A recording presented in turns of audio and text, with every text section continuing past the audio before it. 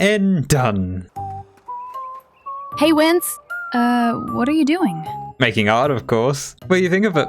Well, it's, certainly something. Everyone's a critic nowadays.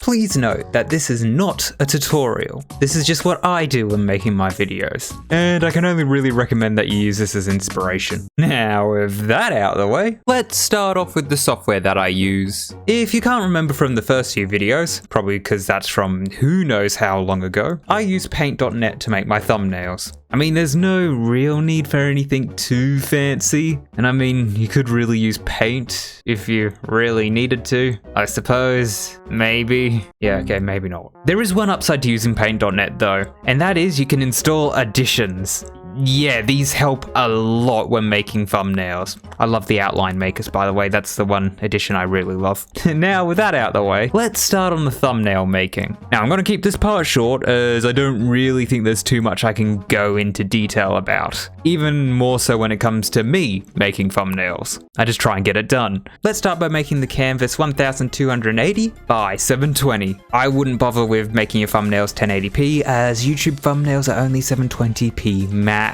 Now moving on to the first part where we actually work on the thumbnail, the background. For the background I normally take a screenshot from the game and use that. Sometimes I'll blur it, other times I won't. It really depends if I want to use it as the main part of the thumbnail or just to make it look more fuller. If you've been in the Splatoon community after Splatoon 3 launched, you've probably noticed that a lot of Splatoobers love to use these table turf icons in their thumbnails. And I can't blame them, I love to use them as well. They're just perfect for thumbnails. But what if there isn't a table turf icon that you need? Or anything like it for that matter? Well, we're gonna have to make the thumbnail the old-fashioned way. Taking a screenshot of your character or object, then cropping the image. It does take quite a fair bit of time and there's many ways to do it, but with a steady hand and the revert function keybinded for easier use, it should turn out quite well. For me, I use both the crop tool, or lasso tool, whatever you want to call this, and eraser brushes to get what I need. Then after that's done, the feather tool helps smooth out the edges. Then it's all good to use on the thumbnail. Talking about characters, the poll from that video, also from a long time ago, said to post that image I drew. So here we go.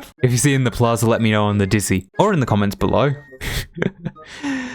Or don't, it's really not that good. Now that the characters and background have been worked on, it's time for the text. Now I try, hard emphasis on try, to make the title of the video and the text on the thumbnail complement each other. I do find this quite hard to do though, but making them match is just something I really don't like doing. I mean, would you listen to this video if it was just the same sentence over and over and over and over again? Probably not, no. Once I can figure out what I want the text to say, I outline it with a color that fits the thumbnail and offset it to one side. Then outline it again in black, that way it stands out. And if it suits the thumbnail, I like to add this gradient over the text. Normally it's a white to gray gradient, but other times I do like to make it colored. Again, that's if it suits the thumbnail. Time for the color changing. And gradients. Sometimes it's best to go with colors that pop. And other times it's just better to let it all blend together. Personally, I just like to mess around with this part. You know, trying to see what looks the best. One thing to note is that I do like to set a gradient behind the characters. You know, it just really makes them stand out. Though I do normally have to tone it back a bit, make it somewhat transparent, otherwise it's just way too much. Alright, this next thing I do is probably going to be an odd one to some people, but I like to add random stars to the thumbnail. If I remember to do that, that is. Yeah, I know this is a weird thing to do, but there's a reason to it, trust me here. After I finished adding all these stars to the thumbnail, I blur them all to the max, or somewhere close to that. Then mess around with the transparency. Now, is this something that's needed for every thumbnail? Probably not. But I do think it does look good, and it adds a bit more depth to the thumbnail. But this is something that I think my thumbnails do need. And just like the stars, adding clutter can really help make your thumbnail stand out too. Think stuff like the stickers that you see in Splatoon 3, or the ink splats, and stuff like that. Now, I don't know why, but people really do seem to like this clutter. I've tested it quite a few times, and the thumbnails with more stuff in the background, like ink splatters and stuff like that, seem to get clicked on way more than thumbnails without it. So I mean, if it's not going to affect what you've made,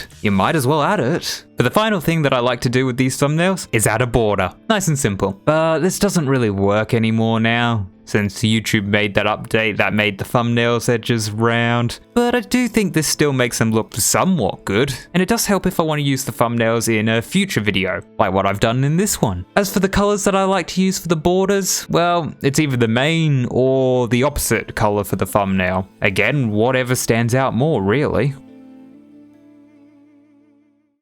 Oh, we've finally done it. All of these videos are finally finished. It only took me a few years, but at least they're done now. Are they any good? Looking back at it, no. These are awful. I wouldn't recommend these to anyone. But if it did give someone some sort of idea on what they want to do, or even how they want to make content, I think they did their job.